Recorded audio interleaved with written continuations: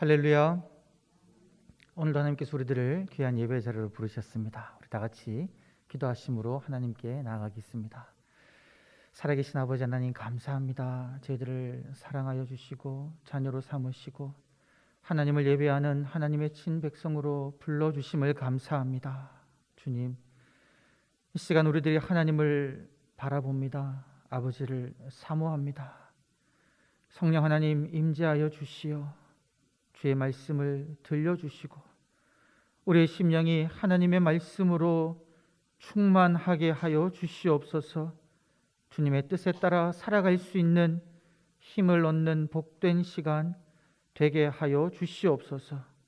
감사드리옵고 구주 예수님의 이름으로 기도드리옵나이다. 아멘. 우리 찬송가 204장 함께 찬양하시겠습니다.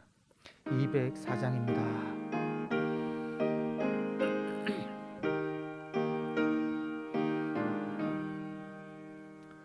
주의 말씀 듣고서 준행하는 자는 반석 위에 터 닦고 집을 지음 같아.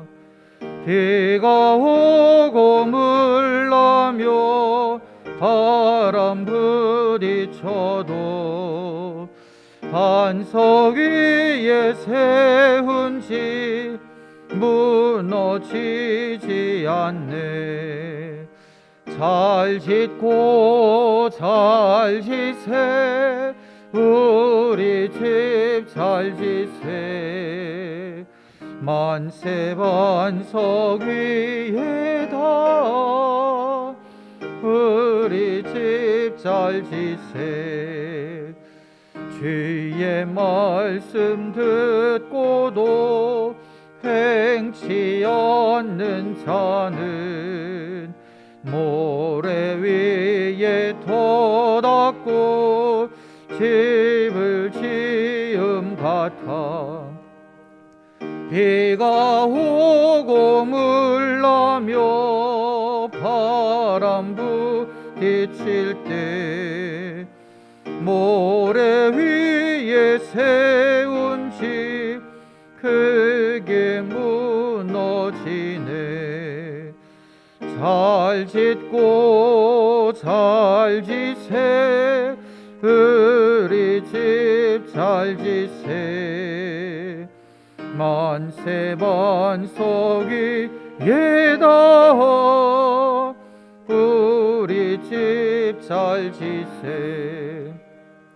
세상 모든 사람들 집을 짓는 자니 반석 위가 아니면 모래 위에 짓네.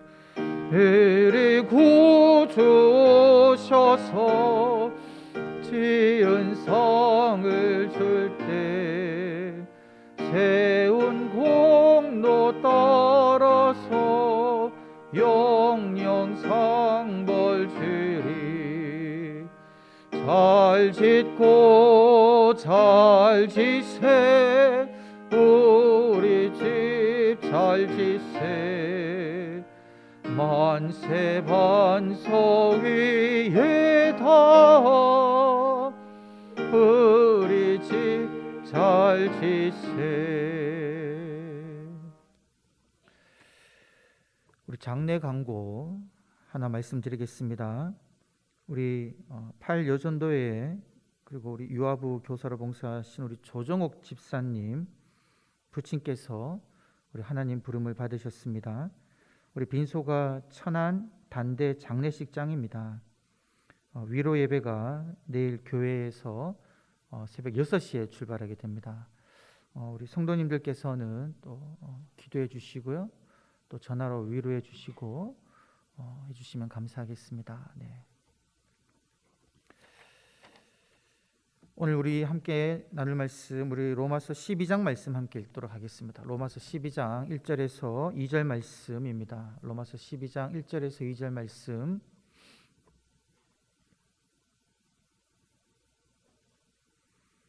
신약 256면입니다. 제가 로마서 12장 1절부터 2절 말씀을 봉독하도록 하겠습니다. 그러므로 형제들아, 내가 하나님의 모든 자비하심으로 너희를 권하노니 너희 몸을 하나님이 기뻐하시는 거룩한 산 제물로 드리라. 이는 너희가 드릴 영적 예배니라. 너희는 이 세대를 본받지 말고 오직 마음을 새롭게 함으로 변화를 받아 하나님의 선하시고 기뻐하시고 온전하신 뜻이 무엇인지 분별하도록 하라. 아멘. 하나님 말씀입니다. 제가 지난 시간에 로마서 1장부터 8장까지를 함께 살펴보았습니다. 로마서 1장부터 8장까지가 우리 기독교인의 구원과 관련된 아주 핵심적인 교리를 집약적으로 설명해 놓은 부분인데요. 우리가 지난 시간에 그러한 말씀들을 나누었었습니다.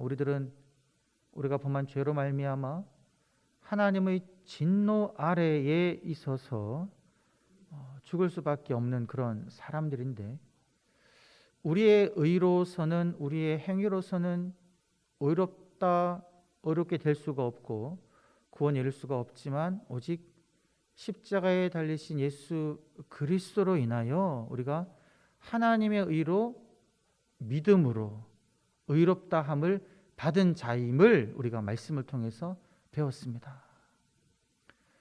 그래서 이제 우리가 할 수 있는 것은 하나님과 더불어 화평을 누리고 결코 이제 정죄함이 없는 삶, 그 어떤 것도 우리를 향하신 하나님의 사랑에서 끊을 수 없는 삶, 그러한 복을 받아 누린 이들이 이 시간 예수 그리스도를 주로 영접한 저와 여러분들입니다 라고 이제 말씀을 드렸습니다.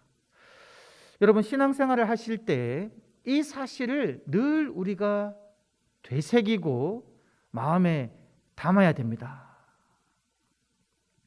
구원은 무엇을 통해서 이루어진다고요? 오직 예수 그리스도를 믿는 믿음으로 우리들은 죄 사함을 받고 구원을 받는다, 이거라는 거죠. 여기까지가 이제 8장의 내용인데, 우리가 오늘 12장 하기 전에 우리가 9장부터 11장 내용을 잠시 살펴보면요, 이 9장부터 11장 내용은 여러분 이스라엘 사람의 구원에 관한 내용입니다. 이스라엘 사람들은 이제 유대인들이죠. 바울도 유대인입니다. 이 바울이 무슨 말을 시작하냐면 자기 속에 큰 근심과 아픔이 있다, 이렇게 이야기해요. 아픔. 어떤 근심과 어떤 아픔이냐? 이 이스라엘 사람들을 향한 아픔이 있다는 거죠. 근심이 있다는 거죠. 나의 동족인데 이들이 하나님을 모르고 지내고 있는 것, 그것이 너무나 큰 근심과 어떤 아픔이었다라는 것이죠. 그러면서 이제 여러분이 이스라엘 사람들을 특징 짓는 말이 있는데 우리가 이것을 한번 살펴보면 좋겠는데요. 여러분, 로마서 10장 2절부터 3절 말씀입니다. 우리 성경책 한번 찾아보시면 좋겠습니다. 로마서 10장 2절부터 3절 말씀인데요.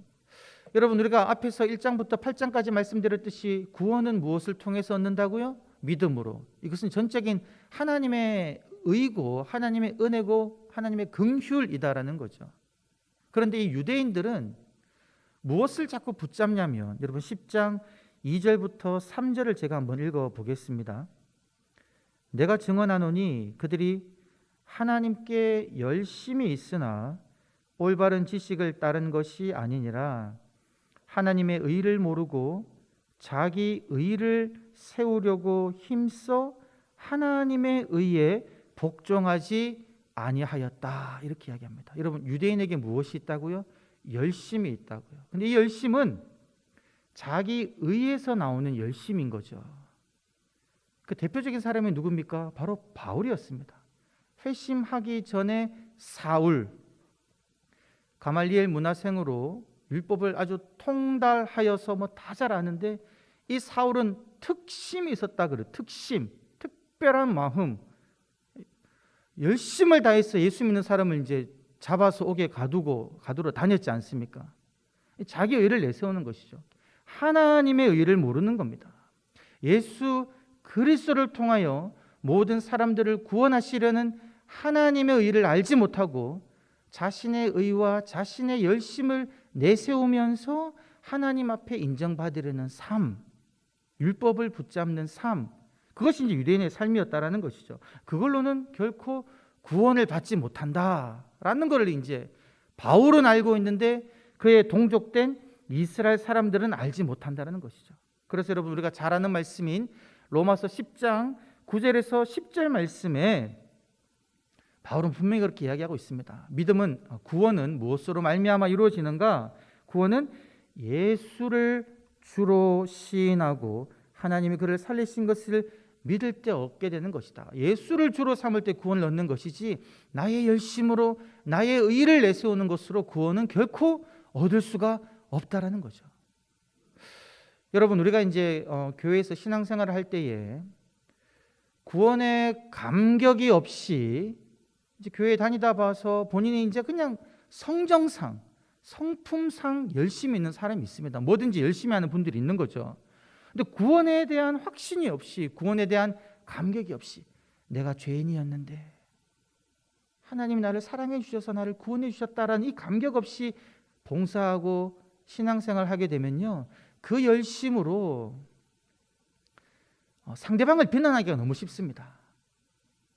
자기의 열심을 따라오지 아니하는, 본인은 새벽기도 다 나오고 모든 예배 다 나오고 11조에 모든 봉사 다 하는데요, 이게 나쁘다는 게 아니라 그런 거를 의로, 자기의 의로 다 하면서 왜 당신이 이걸 하지 않느냐라고 말하는 그 태도, 이거는 은혜 받은 자의 태도가 아니다라는 거죠. 그런데 여러분, 이게 바뀌어가지고 나는 정말 죄인이고 내세울 것이 하나도 없고 이 예배드릴 자격도 없는 그런 극심한 죄인임을 깨달은 상태에서, 그런데 하나님의 은혜로 예수 그리스도로 말미암아 내 모든 죄가 사함받고 이렇게 봉사하고 예배할 수 있다, 이 기쁨으로 여러분 모든 예배드리고 기도하고 헌금하고 봉사하는 것, 그렇게 하는 분들은요, 남들이 그거 하지 않아도 뭐라고 하지 않습니다. 오히려 안타까워하죠. 이 좋은 걸 왜 안 하나? 아니 예배 매일 예배 드리러 오면 이렇게 좋은데 왜 저렇게 안 나올까? 나오시면 좋겠습니다. 이런 마음인 거죠. 완전히 다른 겁니다. 그래서 우리들은 은혜를 먼저 경험해야 된다는 거죠. 하나님의 사랑과 하나님의 은혜. 유대인들은 그것이 없었다라는 거죠. 자기 의로, 자기 열심으로만 했다는 거고. 자, 그런데 이제 여러분, 이 사도 바울이 희망하는 것, 믿는 것은 뭐냐면 여러분, 이 11장 25절에서 보게 되면 때가 되면 하나님의 백성인 이 이스라엘 사람들을 하나님께서 구원하실 것이다 라는 그 믿음을 가지고 있었습니다. 여러분, 이 믿음을 여기 계신 성도님들 중에도 가지고 계신 분들이 있을 것입니다. 여러분의 친구, 여러분의 정말 가까운 이웃, 그리고 내 가족 중에 아직 주를 알지 못하고 신앙생활 하지 않고 구원의 어떤 그런 감격을 모르는 그분들, 여러분, 때가 되면 이 사도 바울이 이스라엘 사람들이 구원받을 것에 대한 믿음이 있었던 것처럼 우리 성도님들도 그 믿음을 가지시고 하나님의 때가 속히 오기를 계속 기도하시고 또 이렇게 말씀을 하시고, 그래서 여러분의 가장 가까운 사랑하는 이들이 주께로 돌아오는 그런 역사들이 여러분 속히 이루어지기를 간절히 기도합니다. 그것이 지금 이 사도 바울의 마음이었다라는 거죠. 이것이 로마서의 가운데에 있습니다. 9장부터 11장까지. 그러고 난 다음에 이제 12장부터 15장까지 실천편이라고 이야기하죠. 실천편. 1장부터 8장까지는 교리편, 그리고 9장부터 11장까지는 이제 이스라엘에 관한 사도 바울의 소망, 그리고 12장부터 15장까지는 이제 실천편. 이 실천편은 여러분 말씀을 쭉 읽어보면 우리가 해야 될 것들이 쭉 나옵니다. 우리들이 이렇게 살아야 될 목록들이 나옵니다. 그러면 어떤 분들이 그렇게 이야기할 수 있죠. 아니, 믿음으로 구원받는다 해놓고서는 이렇게 해야 될 리스트들이, 해야 될 목록들이 이렇게 많다니 이거 다 율법 아닙니까? 아니라는 겁니다, 여러분. 구원받은 우리들은 누구를 닮는 삶을 살아가야 됩니까? 예수 그리스도, 하나님을 닮는 삶, 나를 구원해 주신 그 하나님의 은혜에 감격해서 정말 그분을 닮는 삶, 그분에게 나의 삶 전체를 드리는 삶, 그런 삶을 자발적으로 살게 된다는 것이죠. 깊은 은혜를 경험하신 분들은 이것이 바로 성화로 이르는 길이고요. 우리 모든 성도님들은 신앙생활 할 때에 구원의 확신, 구원의 감격을 확실하게 붙잡고 난 다음에는 그때부터는 저 천국 갈 때까지 항상 이 실천편의 말씀을 마음속에 새기고 늘 그렇게 살도록 힘쓰고 애써야 한다는 것이죠. 여러분, 그것이 바로 신앙생활입니다. 그러한 삶이 신앙생활이다라는 거죠. 자, 그러면서 이제 로마서 12장 1절부터 2절 말씀 이야기하고 있는데, 이 본문은 제가 작년 9월 달에 이 본문을 가지고 한번 설교를 했었습니다. 로마서 12장 1절에서 2절 말씀. 그때 여러분 제가 그런 말씀을 드렸죠. 이 말씀 보게 되면 그러므로 형제들아 내가 하나님의 모든 자비하심으로 너희를 권한다 명령하노니 너희 몸을 하나님이 기뻐하시는 거룩한 산 제사로 드리라. 이는 너희가 드릴 영적 예배다. 이렇게 이야기하고 있다는데, 너희 몸을, 이 몸이 대표하는 것은 뭐냐면 나의 육신만이 아니라 나의 삶 전체를 그렇게 이야기하고 나의 삶을 하나님께 제물로 드리는 겁니다. 바쳐지는 삶으로 드리는 거죠. 이것이 어떠한 예배다고요? 영적인 예배다. 그런데 여기서 말하는 그 영적이라는 것이 우리가 통상 이제 생각할 수 있는 어떤 그런 초월적인 영적이 아니라 세번역을 보게 되면 합당한 예배다 이렇게 이야기하고 있습니다. 합당하다고 하는 단어 자체가 어디의 영역이냐면 이 지성의 영역이라고 말씀을 드렸어요. 그러니까 우리가 살아갈 때에 내가 어떻게 말을 하고 어떻게 행동하고 어떻게 생각해야 되는 것들을 늘 그냥 초월적인 영적으로 그냥 막 하는 것이 아니라 분별하고 생각하는 그러한 결정에 의해서 드리는 삶이 돼야 된다는 거죠. 늘 분별하고 판단이 필요한 겁니다. 지금 내가 이 상황에서 이렇게 말하는 것이 하나님의 선하시고 기뻐하시고 온전하신 뜻일까? 아니면 내가 이렇게 행동하는 것이 거룩하게 드리는 살아있는 제물일까를 늘 생각할 필요가 있다는 겁니다. 이게 너무나 중요합니다. 우리의 신앙은 예를 들어서 뭐 기도원에서 우리가 아주 막 은혜 받고 은사 받고 그런 것도 분명히 필요하고 중요한데, 우리의 신앙생활 자체의 모든 것 하나하나가 다 그렇게 우리가 사고를 활용해서 결정하고 분별해서 선택해서 행해야 된다는 거죠. 그래서 그 목록들이 이제 3절부터 쭉 나오는데, 여러분 그 목록들 보면 그런 건 없습니다. 너희가 방언을 하도록 하라, 방언 통역을 하도록 하라, 귀신을 쫓아내도록 하라, 이런 내용은 여러분 12장 그 3절 이하에는 하나도 없습니다. 그런데 그런 내용 어디에 있냐요? 여러분 고린도전서에 보게 되면 은사를 설명하는 곳에는 있지요. 성령의 은사, 선물로 그러한 것들이 나타나는 현상인데, 이 지금 12장 이하에서 우리가 성화를 추구하는 삶의 모습 속에는 그러한 내용이 아니다라는 거죠. 방언한다고 여러분, 방언 통역한다고 성화되는 삶이 아니다라는 겁니다. 그건 성령의 역사로 그냥 일어나는 현상일 뿐인 거죠. 여러분 방언하면서도요, 방언 통역하면서도요, 말이 거칠게 나갈 수가 있습니다. 형제를 미워할 수가 있습니다. 근데 그거는 성화되는 삶이 아니다라는 겁니다. 이거 꼭 분별해 주셔야 됩니다. 여러분 제가 지금 잘 분별하셔서 들어야 되는데, 제가 은사가 잘못됐다는 게 결코 아닙니다. 여러분 은사를 사모하시고요, 은사를 받으시면 좋습니다. 은사를 받으셔야죠. 그러나 그것과 성화되는 삶과는 별개다라는 거죠. 여러분 성화되는 삶은 우리의 지성과 우리의 마음을 이용해서 나의 행동과 말과 행동을 결정하는 구체적인 삶의 모습으로 나타난다라는 겁니다. 그러면 여러분 하나씩 한번 살펴봅시다. 우리가 보게 되면 대표적으로 여러분 5절부터 한번 보시죠. 5절, 12장 5절을 한번 보십시오. 12장 5절을 보시면 제일 먼저 나오는 것이 무엇이냐면 여러분 한 몸이다, 이거 이야기해요. 한 몸이다, 한 몸. 제일 먼저 나옵니다.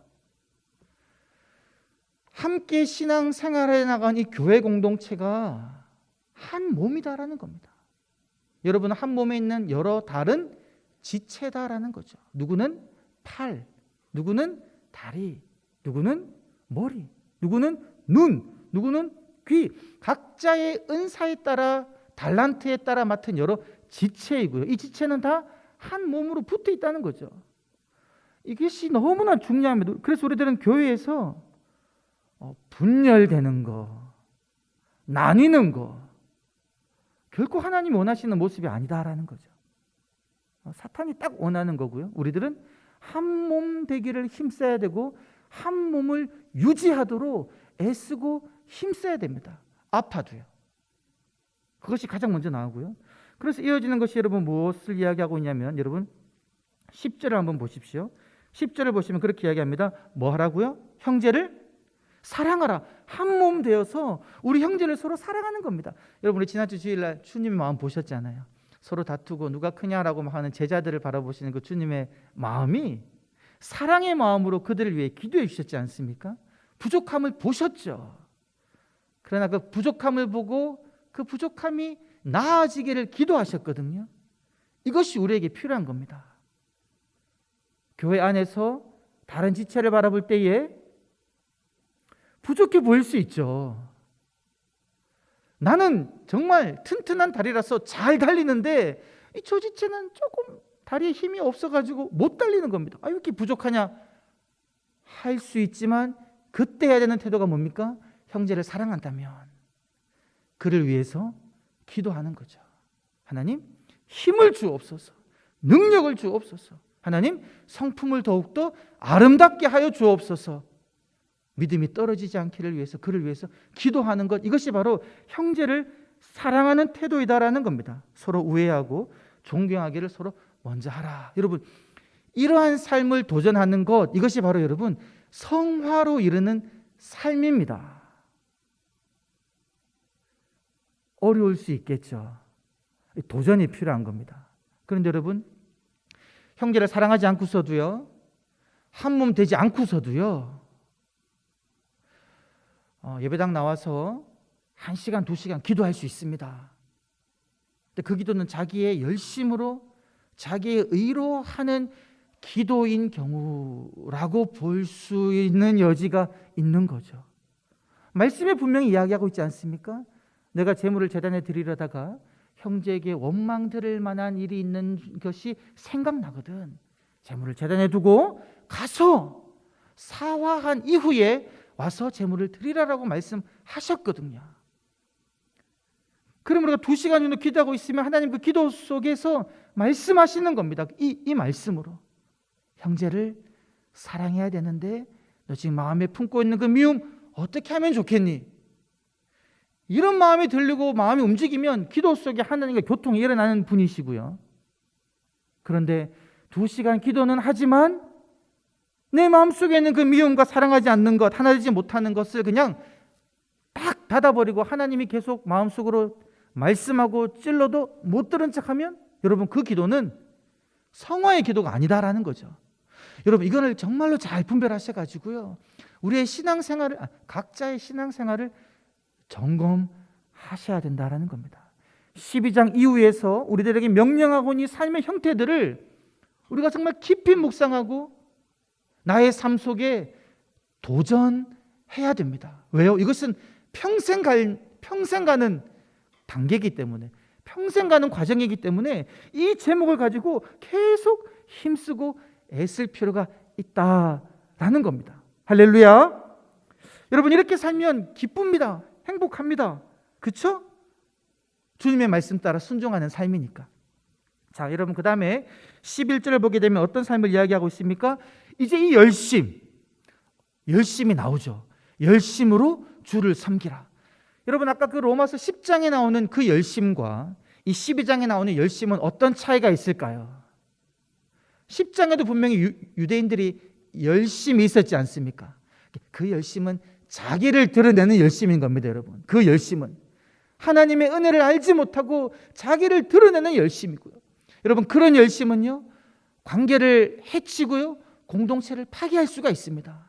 그런데 이 12장 11절의 열심은 열심으로 누구를 섬깁니까? 나를 드러내는 것이 아닙니다. 나의 이름을 높이는 것이 아니에요. 열심으로 주님을 섬기는 겁니다. 주님을. 열심으로 주님을 섬기기 때문에 주님의 뜻이면 나의 생각을 낮추는 거죠. 나의 생각을 버리는 거죠. 주님이 하나되라 하시면, 주님이 화평하라 하시면 그렇지 못한 나의 생각을 버리고 거기에 순복하는 열심, 그 열심이고요. 그리고 이 열심은 내가 받은 그 하나님의 사랑과 은혜에 감격해서 나오는 열심이다라는 겁니다.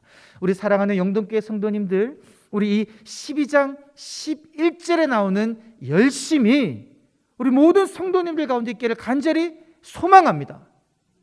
나의 열심이 아니라, 나의 의를 드러내는 열심이 아니라, 내가 받은 하나님의 사랑과 은혜가 너무나 감격해서 드리는 열심. 그러한 열심으로 가득하면 우리 모든 성도님들 얼굴에 기쁨이 넘칠 것 같아요. 교회 오는 것이 너무 즐겁고요. 교회 와서 만나는 성도님들 만날 때마다 막 악수하면서 막 너무 열심히 있게 주님의 일을 섬기는군요. 너무 보기 좋습니다. 막 응원하고 기뻐하고 이런 아름다운 모습이 그려지신다라는 거죠. 생각만 하셔도 기쁘시지요. 네, 우리 성도님들 마스크를 달고 계셔서 이 밝은 얼굴을 못 보는 것이 너무 안타깝습니다. 네, 그러나 눈빛만으로 봤을 때는 아주 기쁘신 것 같아요. 이런 아름다운 모습을 그리면서 우리가 꿈꾸며 나가기를 간절히 바라고요.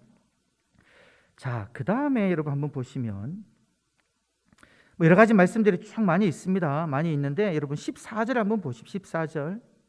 이제 14절부터 쭉 나오면 우리가 이제 지난번에도 말씀 나누었었는데요. 원한이 있어서 하나님께 탄식하는 기도. 여기 보게 되면 14절에 누가 나오냐면 여러분 박해하는 자가 나옵니다. 박해하는 자. 그리고 19절 이하를 보게 되면 원수가 나오지요. 원수가 나옵니다. 그러니까 우리가 신앙생활 해 나가는 삶 속에서 만날 수 있는 이들이 누가 있다는 겁니까? 박해하는 이를 만날 수가 있고요. 또 원수를 만날 수가 있습니다. 근데 너무나 마음을 아프게 하는 것은 뭐냐면 이 박해하는 이와 원수가 주를 알지 못하는 이면 또 견딜만 한데 이 박해하는 이와 원수가 어디에 있을 수 있냐면 교회 안에도 있을 수 있습니다. 여러분, 교회 안에도. 교회 안에서도 나를 박해하는 분이 있을 수 있고요. 나의 원수가 있을 수가 있지요. 왜요? 우리가 이곳이 사람이 사는 곳이기 때문에 그렇습니다. 여러분, 교회는 천국이 아니죠. 우리가 죽어서 가는 하나님 나라 천국이 아닙니다. 이곳은 정말 다양한 사람들이 모여있는 곳이기 때문에 이런 일이 일어날 수가 있죠.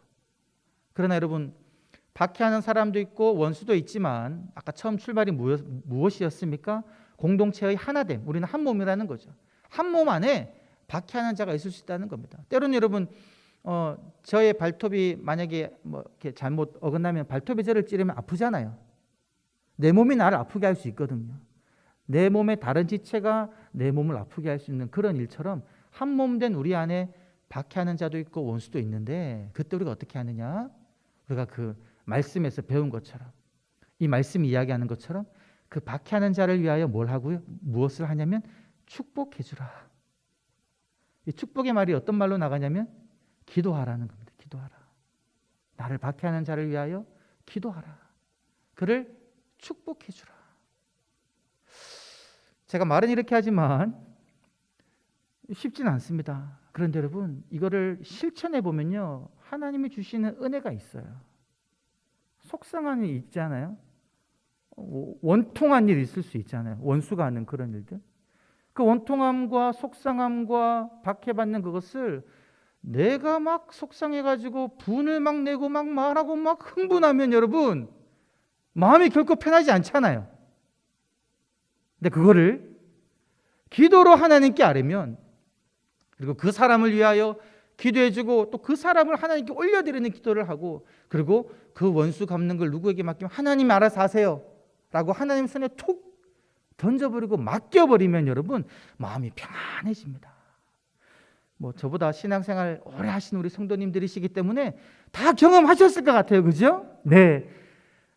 아시지만 뭐 때로는 이렇게 안 될 경우가 있지만 늘 도전하시는 저와 여러분이 되시기를 간절히 소망합니다. 네. 그래서 여러분 우리 12장 21절 보게 되면 그렇게 이야기하고 있죠. 악에게 지지 말고 선으로 악을 이기라. 분에 분으로 막 딱 때리는 거는 악으로 악을 갚는 것이 결국 지는 거죠. 그런데 선으로 악을 이겨야 된다는 것, 이 삶이 성화에 이르는 삶이다라는 거 기억해 주시고요. 자, 그 다음에 여러분 13장을 한번 넘어가 보면 13장에는 잘 이제 많이들 인용하는 구절이기도 한데 각 사람은 위에 있는 권세들에게 복종하라는 내용이 나옵니다. 각 사람은 위에 있는 권세들에게 복종하라. 자, 그런데 이제 설명을 쭉 들어보면 여러분 위에 있는 권세들에게 복종하는 이유가 있습니다. 말씀을 보게 되면 왜 우리가 위에 있는 권세들에게 복종해야 되느냐? 첫 번째는 권세가 어디로부터 왔다? 하나님으로부터 왔다는 거죠. 권세를 하나님이 이 권세 있는 자를 세웠다는 겁니다. 첫 번째. 두 번째는 3절을 보게 되면 여러분 4절을 한번 13장 4절을 보시면 이 권세 있는 자, 다스리는 자는 하나님의 사역자가 되어서 내게 선을 베푸는 자다 이렇게 이야기하고 있습니다. 그러니까 우리가 왜 위에 있는 권세들에게 복종해야 되냐면 첫 번째 그 권세 있는 자는 하나님이 세우신 것이고 두 번째는 이 권세 있는 자는 선을 행하는 자이기 때문에 우리가 복종해야 된다는 거죠. 그런데 여러분 만약에 위에 있는 권세가 하나님이 세우지 않으면 그리고 위에 있는 권세자가 선을 행하는 행동을 하지 않으면 그때도 우리가 위에 있는 권세에게 복종해야 될까요? 아니라는 겁니다, 여러분. 일례로 우리가 이제 히틀러를 한번 들 수가 있는데요. 그 보네프라는 신학자가 정말 신실한 사람이었죠, 독일에서. 근데 히틀러가 그렇게 이제 뭐 세계 전쟁을 일으키고 나라를 어떤 파멸로 몰아갈 때에 히틀러 암살단에 들어간 이가 보네퍼였거든요. 하나님을 신실하게 믿는 믿음의 사람. 이제 그가 이 말씀을 근거로 판단할 때에 위에 있는 권세를 복종하라고 이야기했지만 현재 위에 있는 권세는 명백하게 하나님이 세운 권세가 아니고 그리고 선을 행하는 이가 아니기 때문에 그때는 때로는 이제 투쟁도 필요하다라는 거죠. 이 말씀을 그렇게 어떤 상황에 맞게 적용을 해야 될 것 같습니다. 그런데 그렇지 않고 13장 1절만 이용해서 위에 있는 권세들에게 복종하라 그랬으니 위에 있는 권세에 복종해야 된다. 이거는 여러분 2절부터 4절에 있는 그 설명과 맥락을 떼어놓고 말하는 가르침인 거죠. 이해되십니까? 네, 좋습니다. 그렇게 하고요. 그 다음에 13장 8절부터 10절을 보시면 이제 사랑을 이야기하고 있습니다. 13장 8절부터 10절까지를 보게 되면 피차 사랑의 빛 외에는 아무에게든지 아무 빛도 지지 마라. 이제 사랑하라라는 거죠. 사랑하라. 우리는 이 사랑하는 삶은 성화에 이르는 삶입니다. 제가 한번 얘기한 것 같기도 한데요. 제가 이제 저희 친구들이랑 기도할 때에 뭐 막 방언은 뭐 기본으로 막 하고 하면서 막 친구들이 막 통변도 받고 하니까 막 은사를 서로 막 좋은 거 받으려는 경쟁이 붙었었어요. 어린 마음에. 이게 뭐 은사 여러 가지 막 병 고치는 은사 그런 사람이 있었나 모르겠는데 뭐 병 고치는 은사, 귀신 쫓는 거, 뭐 방언 통벽, 예언 등등 막 그런 걸 원하는 겁니다. 은사. 그런데 그때 어떤 친구가 그걸 구했어요. 사랑의 은사. 하나님 나에게 사랑하는 마음을 주세요. 그래서 제가 지금 지나고 보니까 그 친구가 참 대단하다 싶어요. 다 우리가 눈에 보이는 어떤 그런 현상적인 은사들을 강구할 때에 그 친구는 가장 최고의 은사를 구했는데 그 사랑이 바로 성화의 핵심적인 특성인 거죠. 여기 지금 그렇게 이야기하고 있지 않습니까? 피차 사랑의 빛 외에는 아무에게든지 아무 빛도 지지 마라. 남을 사랑하는 자는 율법을 다 이루었다라는 거죠. 10절 말씀 보게 되면 사랑은 이웃에게 악을 행하지 아니하나니 그러므로 사랑은 율법의 완성이다. 우리가 여러분 마음속에 늘 무엇을 가지기를 기도하고 도전해야 되냐면 하나님 나의 마음에 하나님의 그 사랑이 있기를 간절히 원합니다. 예수님의 그 사랑의 마음이 나에게 있기를 원합니다. 그러면서 늘 우리가 이 사랑이라는 잣대로 우리의 말과 행동을 좀 판단해 봐야 될 것 같아요. 그게 이제 마음을 새롭게 함으로 변화를 받는 거거든요. 마음의 위치가 여기이기 때문에 내가 하는 말이 내가 하는 행동이 저 사람을 지금 사랑해서 하는 말인가? 나의 행동이 저분을 사랑해서 하는 행동인가? 아니면 내 자존심 상해서 하는 행동인가? 그렇게 분별하고 판단해서 사랑의 행동이 아니고 나의 자존심으로 하는 말과 행동이면 여러분 거기서 물러나야 됩니다. 지금 사랑은 이웃에게 악을 행하지 아니한다 그랬거든요. 피차 사랑의 빛 외에는 아무에게든지 아무 빛도 지지 말라라고 했거든요. 그러니까 우리들은 사랑의 삶에 도전해야 된다라는 겁니다. 이것이 성화의 핵심 같아요. 내가 더 우리 성도님을 더 사랑할 수 있기를, 말 한마디나 행동 하나하나로.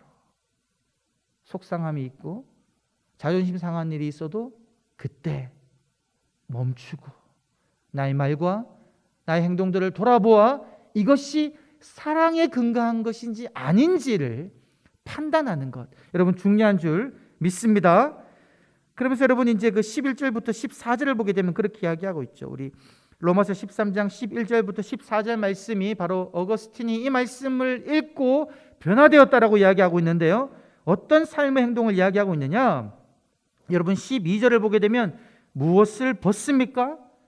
어둠의 일을 벗는 겁니다. 어둠의 일. 세상의 일을 벗는 거죠. 주를 알지 못할 때 했던 여러 가지 세상의 습관들, 죄악된 행동들, 어둠이라고 묘사되는 캄캄함들, 그러한 것은 벗어버리고요. 무엇을 입냐면 빛의 갑옷인 14절 보게 되면 예수 그리스도로 옷 입자라는 거예요. 예수 그리스도로 옷 입자. 십자가에서 나의 모든 죄를 지시고 죽으신 그 그리스도의 의로우심을 내가 덧입자라는 겁니다. 여러분 그리스도의 옷을 입는다는 건 무엇일까요? 주님의 피로 내 모든 죄가 속함받고 난 다음에 깨끗해진 상태로 이제 주님의 모습을 본받고 살아가는 삶입니다. 어둠의 옷을 벗어버리고 주님이 하신 말과 행동과 그 마음을 따라서 살아가는 거죠. 그 삶이 어떠한 삶이냐? 정욕을 위하여 육신의 일을 도모하지 않는 것.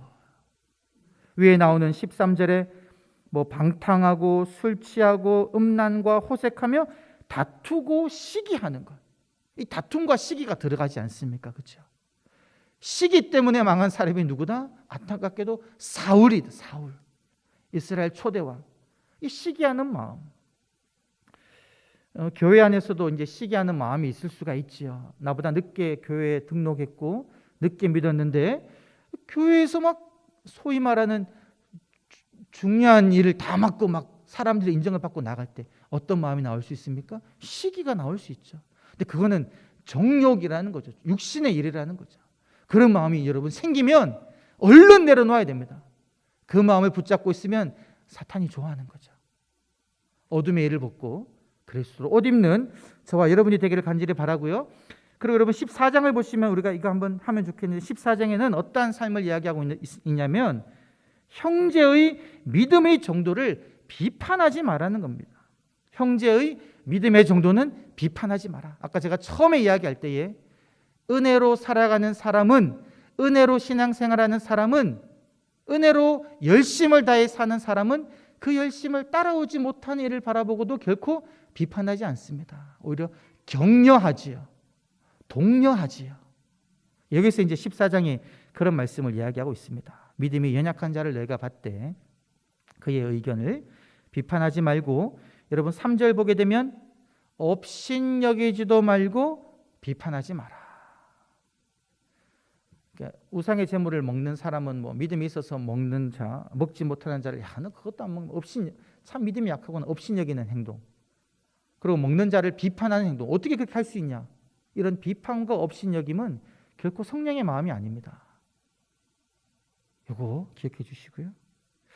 그리고 마지막 15장을 넘어가시면 여러분 15장 우리 2절과 7절을 한번 보시겠습니다. 15장 2절과 7절을 보시면 15장 2절과 7절을 보시면 이렇게 이야기하고 있습니다. 우리 각 사람이 이웃을 기쁘게 하되 선을 행하고 덕을 세우도록 할지니라. 그리고 7절 보면 그러므로 그리스도께서 우리를 받아 하나님께 영광을 돌리심과 같이 너희도 서로 받으라. 너희도 서로 받으라. 그러니까 이웃을 기쁘게 하고 나와 함께 신앙생활하는 형제를 기쁘게 하고 그 형제를 그냥 이렇게 수용하라는 겁니다. 나와 맞지 않고 내 마음에 들지 않아서 배척하는 것이 아니라 그냥 포용하라는 거죠. 받아들이라. 이 성화의 삶입니다, 여러분.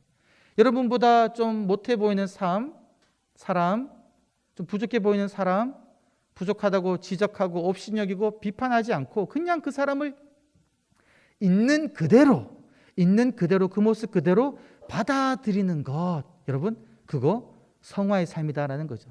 여러분, 머리가 조금 복잡하시죠? 12장부터 15장까지 너무 많은 행동들이 나와서.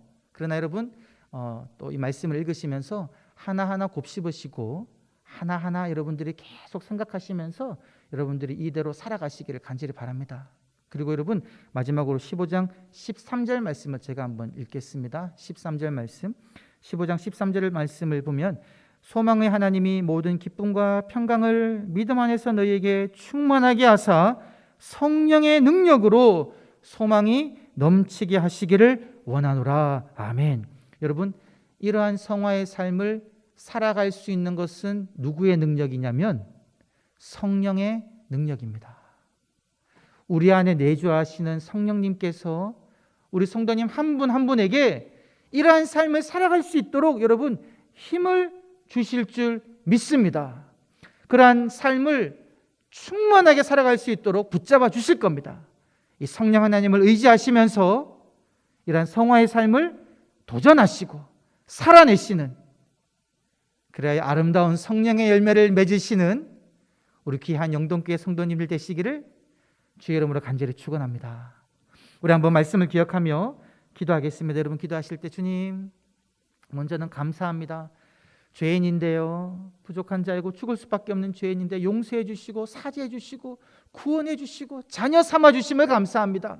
주님의 그 사랑 감사하여 주님, 이 오늘 12장부터 15장에 나와 있는 이 성화의 삶에 도전하게 하여 주옵소서. 한 몸 되게 하시고 사랑하게 하여 주시고 받아들이게 하여 주시옵소서. 주님의 마음 본받게 하여 달라고 기도해 주시고, 또 우리 기도하실 때 우리 영동교회 하나님이 세우신 귀한 교회가 하나님의 그 뜻을 이루게 하여 주시옵소서. 모든 성도님들이 하나 되어 살아계신 하나님을 한 마음으로 예배하며 영광 돌리는 복된 교회가 되게 하여 주시고, 그리하여 믿지 않는 많은 사람들이 주님을 만나게 하여 주시고, 상처 입고 마음이 힘든 사람이 와서 힘을 얻는 그러한 교회가 되게 하여 주옵소서. 우리 교회에 세우신 한 분 한 분들 하나님 지혜와 능력 주시어 주신 직분 잘 감당하게 하여 주시고, 나의 열심이 아니라 하나님의 열심으로 이 일을 감당하게 해달라고 기도해 주시고, 또 우리 이 나라를 위해 함께 기도하고 나아가겠습니다. 기도하겠습니다. 아버지 하나님 감사합니다. 아버지 하나님, 내가 여기 있는 것, 내가 여기 서 있을 수 있는 것, 내가 주의 말씀을 증거할 수 있는 모든 것이 아버지의 은혜임을 고백합니다. 여호와여, 죄인이지만 예수 그리스도 당신의 나의 죄를 지시고 죽으시고 부활하시어 여호와의 나의 모든 죄를 죄값을 담당하시고 나를 의롭다 하시며 아들이라 하시며 내가 너를 사랑한다라고 말씀하시니 감사합니다. 아버지 하나님, 주님의 그 사랑을 날마다 묵상하게 하여 주옵소서. 나를 받으시고 나를 품으신 예수 그리스도의 그 사랑을 날마다 묵상하게 하여 주시오. 주님, 내가 주님 닮기를 소망합니다. 그리스도로 옷 입기를 소망합니다. 어둠의 일을 벗어버리고 빛의 갑옷을 입으며 그리스도로 옷 입어 육신을 위하여 정욕을 위하여 육신의 일을 도모하지 않게 하여 주시옵소서. 오로지 주님 성화의 삶을 살아가게 하여 주옵소서. 주여, 나의 몸을 하나님이 기뻐하시는 거룩한 산 제물로 드리는 삶 살아내게 하여 주옵소서. 아버지께서 기뻐하시고 선하신 온전하신 그 뜻을 분별하여 하나님이여 그러한 삶을 살아내게 하여 주옵소서. 주여, 하나된 삶을 도전하기를 결단하며 나아갑니다. 나뉘게 하고 분열하게 하는 그러한 것들 앞에 마음이 무너지지 아니하게 하여 주시고, 주님이 제자들을 위하여 기도하셨던 것처럼, 그들에게 소명을 주셨던 것처럼 아버지 하나님, 우리 모든 성도님들을 위하여 기도하며 여호와여 받아들이며 수용하며 하나로 나아갈 수 있도록 주여 역사하여 주시옵소서. 업신여기고 비난하지 아니하게 하여 주시고 인정하며 칭찬하게 하여 주시고 높이게 하여 주시옵소서. 사랑하게 하여 주옵소서. 사랑하게 하여 주옵소서. 나를 사랑하신 주님의 그 사랑으로 주님 우리 형제를 사랑하게 하시고 가족을 사랑하게 하여 주시고 교인들을 사랑하게 하여 주시옵소서. 아버지 하나님 간절히 소망합니다. 우리 아버지 영동교회를 주께서 세우시고 하나님이여 이 교회를 주께서 세우셨사오니 아버지 하나님, 우리가 드리는 이 모든 예배 가운데마다 하나님이여 성령 하나님이 역사하여 주옵소서. 성령 하나님이 임재하여 주시옵소서. 하나님이 주관하시는 복된 예배가 되게 하여 주옵소서. 하나님이 역사하시는 예배가 되게 하여 주옵소서. 우리의 심령이 새로워지게 하여 주옵소서. 여호와, 우리의 심령이 뜨겁지 아니하느냐라는 그 고백이 이 예배 가운데 일어나게 하여 주옵소서. 우리의 죄악을 회개하게 하여 주옵소서. 우리의 강박한 마음을 회개하게 하여 주옵소서. 주여, 교회 나옴이 기쁨이 되게 하여 주시고 우리 영동교회에서 나누는 모든 교제와 만남과 여의 모든 봉사와 아버지 헌신이 기쁨이 되는 교회가 되게 하여 주옵소서. 주를 알지 못하는 수많은 사람들이 있습니다. 주여, 가족이 구원받게 하여 주옵소서. 여호와의 교회로 주께로 나오게 하여 주옵소서. 상처 입은 사람, 마음의 위로가 필요한 사람이 나오게 하여 주시고 하나님이여 주님의 영광 돌리는 귀한 복된 교회가 되게 하여 주옵소서. 아버지 하나님이여 직분자분들, 여호와여 직책 맡으신 분들, 하나님이 하나님의 열심을 가지고 봉사하게 하여 주옵소서. 여호와여 기도하게 하여 주옵소서. 아버지 엎드려 간구하게 하여 주옵소서. 하나님의 뜻을 구하게 하여 주옵소서. 여호와여 표적과 기사가 거룩한 종 예수 이름으로 일어나는 그러한 교회가 되게 하여 주옵소서. 성령 하나님, 성령 하나님, 성령의 능력으로 우리를 풍성하게 하사 이러한 성화의 삶을 살아낼 수 있는 우리 성도님들 되게 하여 주시옵소서. 아버지 하나님, 아버지 하나님, 우리 교회를 아버지여 붙들어 주시옵소서. 오 주여, 주여, 이 나라를 긍휼히 여기시사 아버지 하나님 분열되지 않게 하여 주시고 여호와여 전쟁에 사라지게 하여 주시며 여호와여 통일 대한민국으로 나아가게 하여 주시며 여호와여 세계 속에서 주의 영광을 드러내는 귀한 나라가 되게 하여 주시며 한국교회가 온전히 주님 겸허히 주의 뜻을 따르는 교회가 되게 하여 주옵소서. 하나님이여, 하나님이여, 주의 뜻을 분별하는 교회가 되게 하여 주시옵소서. 말씀으로 분별된 삶을 살아내게 하여 주옵소서. 아버지 하나님, 주의 말씀으로 우리를 충만케 하여 주옵소서. 아버지 간절히 갈구합니다. 주 아버지.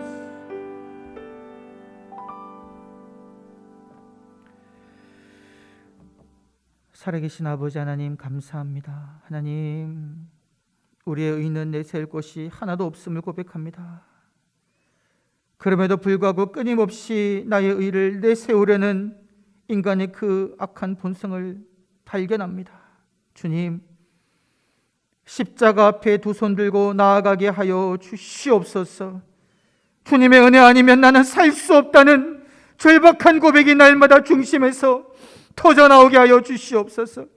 주님의 사죄하시는 은총이 없으면 내가 아버지 앞에 예배드릴 수도 없는 존재임을 온전히 고백하게 하여 주시오. 내가 여기 있는 것이 하나님의 은혜임을 고백하며 우리가 주의 전에서 봉사하는 것이 하나님의 온전한 은혜임을 고백하며 감사함으로 아버지 앞에 헌신하는 우리가 되게 하여 주옵소서. 우리의 삶을 온전히 하나님이 기뻐하시는 거룩한 산 제물로 드리며 주께서 명령하신 하나 되는 삶, 사랑의 삶, 주님의 옷으로 옷 입는 삶을 살아내게 하여 주옵소서. 그래요 주님, 우리 성도님 한 분 한 분을 통하여 우리 교회가 아름다운 교회로 우뚝 솟게 하여 주시고 우리의 이웃이 하나님을 알아가는 복을 받아 누리게 하여 주시옵소서. 감사드렸고 구주 예수님의 이름으로 기도드리오며 이제는 주님께서 가르쳐주신 기도를 함께 드리오니 하늘에 계신 우리 아버지의 이름을 거룩하게 하시며 아버지의 나라가 오게 하시며 아버지의 뜻이 하늘에서와 같이 땅에서도 이루어지게 하소서. 오늘 우리에게 일용할 양식을 주시고 우리가 우리에게 잘못한 사람을 용서하여 준 것 같이 우리 죄를 용서하여 주시고 우리를 시험에 빠지지 않게 하시고 악에서 구하소서. 나라와 권능과 영광이 영원히 아버지의 것입니다. 아멘.